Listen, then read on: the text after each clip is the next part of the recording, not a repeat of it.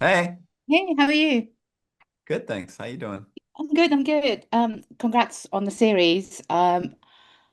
I'm talking me through your character because he's not someone we're used to you playing. Let's just say he's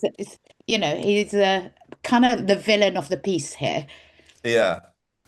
Yeah, I mean this is so fun for me to dive into this absolute lunatic and it's just a character that has so many different conflicting sides and movements within him, and of course he's a damaged person that may or may not have had like some kind of genetic tilt that pulled him in this direction. But the way I chose to play him was someone that is more damaged from childhood, and kind of that set him off on this sort of personality disorder. I placed him as somewhere like a malignant narcissist, someone that is has a lot of sociopathic tendencies and qualities, but can feel empathy, even though they can also act completely without empathy. So someone that I found that personality sort of disorder gave a lot of options, and it was a nice framework to just have in the back of my mind. But I think also it's really important when you play a character like this to not try to follow some kind of psychology textbook ABCD. It's someone that's just very conflicted. He's driven by his hunger for power, his sexual drive and sexual confusion, and but at the same time he's also this wounded child that wants to be loved and accepted.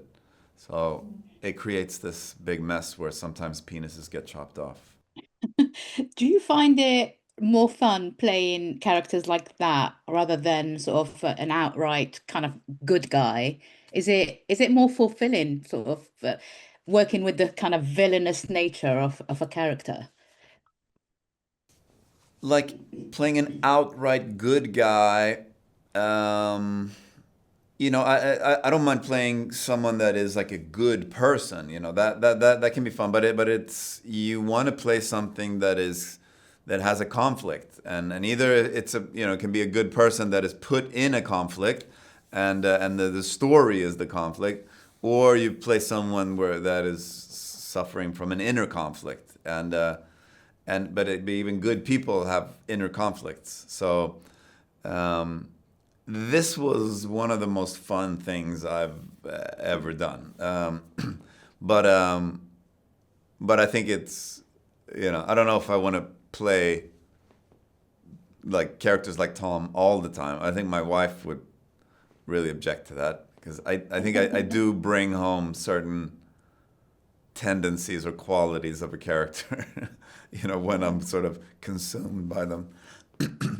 I'm not sure if you're a fan of obviously you have read the characters of Jo Nesbø's book, but are you much of a fan of the series of books of this story? And also, how do you feel about playing a character in a book that people are extremely passionate about? This series of books people really love.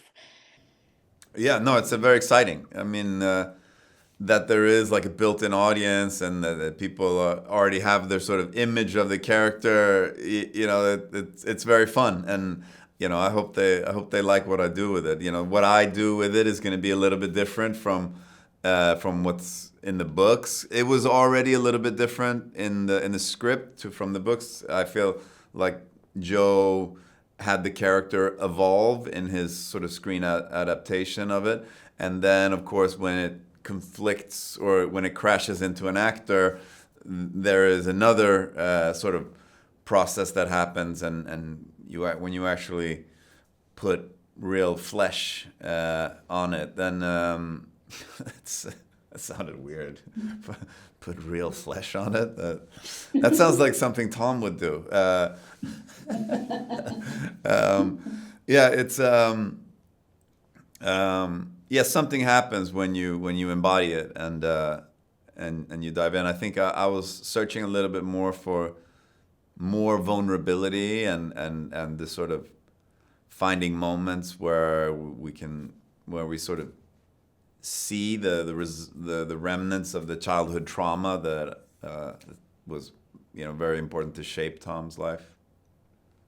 Do you enjoy playing characters that are sort of that have a story behind them, as in like built from an original text that has story behind it, or people know about it?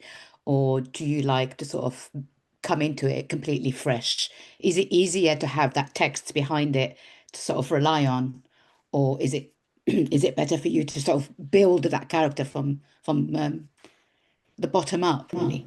I mean, it's like there's no real like better but it is a lot of fun to have all this source material to go back and get inspired by. It's a lot of fun, and it saves you a lot of legwork. When there's something when you get a movie script and you just like jump into the story and then you sort of have to build the backstory yourself. I mean that's fun too, but that's a lot of work.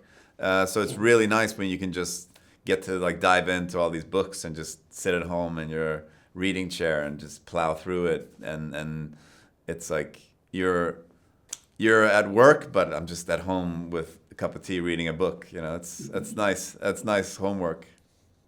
Thanks, Joel. Congratulations again on this, and good luck with it. And huge fan of your work.